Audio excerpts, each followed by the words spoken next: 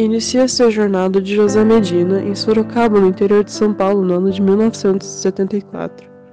O ano em que nasceu o cineasta e ator, radialista e fotógrafo pioneiro do cinema paulista. Dentro de seus fragmentos de vida, ele foi muito inspirado por todo o contexto cultural dentro da indústria cinematográfica, instigado pela curiosidade e divertimento ao produzir seus filmes.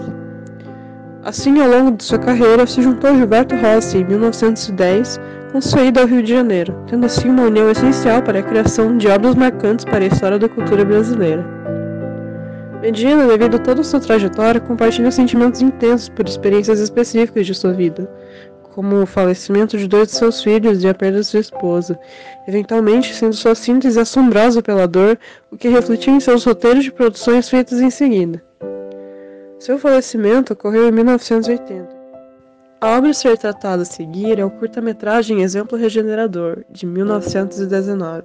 Foi o primeiro trabalho como diretor do cineasta brasileiro José Medina, e um dos 2 únicos filmes que foram recuperados. Medina e seu parceiro de trabalho, Gilberto Rossi, assinam o roteiro, o qual demonstra um retrato moral do padrão de vida brasileira do início do século XX, principalmente das classes média e alta. Durante essa época, o Brasil ainda estava em um período chamado de República Velha, ou Primeira República, que foi marcado não apenas pelo grande avanço industrial e investimento de infraestrutura pela política das oligarquias, mas também por uma desigualdade social cada vez mais evidente nas cidades, como em São Paulo e Rio de Janeiro. As filmagens do curta, realizadas em poucas horas no mesmo dia na Avenida Paulista, em frente ao Parque Siqueira Campos. Sobre o roteiro deste curta-metragem, Medina teve uma ideia muito simples, porém criativa, ao satirizar uma situação da época sobre um casal que está prestes a comemorar seu primeiro aniversário de casamento. Entretanto, o clímax tratado é sobre o marido ir a uma conferência, que acaba deixando sua esposa acanhada com toda a situação. Afinal de contas, é para ser uma data importante. Um mordomo que compartilha a habitação com o casal busca ajudar a sua patroa de forma a dar a ela uma ideia de como reconquistar o seu marido. Ele dá a ela, então, a ideia de escrevê-la uma carta, dizendo estar imitando. Afinal, seu marido não estava em uma conferência, e sim no bar. Sua esposa, no momento, está a imitá-lo, olho por olho e dente por dente. O marido, então, ao receber a carta, fica furioso e logo volta para casa. Ao chegar em casa, o marido vê sua esposa no sofá, bêbada e deprimida, enquanto o mordomo está lamentando toda a situação. O homem, então, entra em choque e pavor e pergunta o que havia acontecido, e é nessa hora que o mordomo ensina uma lição, explicando que toda aquela encenação se tornaria real, caso as supostas conferências não parassem.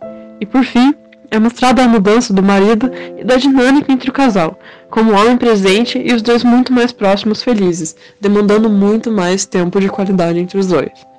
Assim encerra-se a curta-metragem. Essa obra é satírica e divertida por prender a atenção do telespectador desde o começo com um clímax, com uma situação cotidiana, por assim dizer. Os são um plano aberto e o plano coletivo, junto também das cenas close-up que mostram mais de perto as expressões e sentimentos dos personagens da história. Temos como exemplo desses enquadramentos a cena logo de início, que busca mostrar o cenário de onde vai ocorrer toda a situação.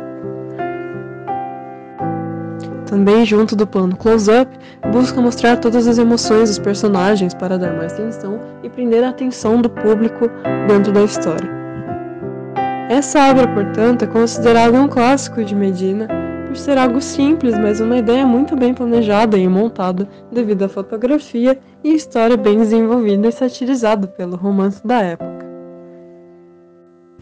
O peso existente no nome deste curta se dá pelo fato de ter sido feito por um brasileiro e por ter sido resgatado, por ter deixado um grande legado na cultura brasileira, seguindo até hoje como um grande exemplo da linguagem cinematográfica brasileira.